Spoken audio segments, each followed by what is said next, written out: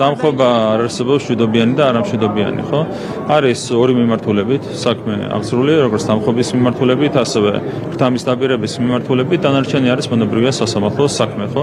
თუმცა ნახეთ ერთი რაღაცაა, რომ ძალიან შეაჩვიეს ენა საზოგადოებას, თუ საუბარია რადიკალიზმზე, დამხობაზე, გადაწვაზე და ამ შემდეგ ათასი განცხადება გაკეთა ამ დღეების განმავლობაშიც, რა თქმა უნდა, აქაც პრაქტიკა უნდა იყოს იმისგან განსხვავებული, რაც იყო 3 და 4 წლის წინ, ხო? კანონი უნდა მუშაობდეს საქართველოში მთელი სიმკაცრით, ხოლო ამ შემთხვევაში შეიძლება იყოს დაცული ბოლომდე ჩვენი ეროვნული ინტერესები.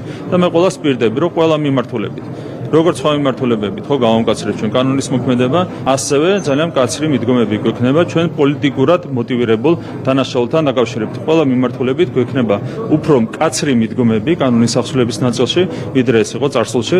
რა თქმა უნდა, ეს არ აწყობთ ნარკომანებს, ნაცებს, ორგანიზებულ დამნაშავეებს, მაგრამ ეს აწყობს საზოგადოებას.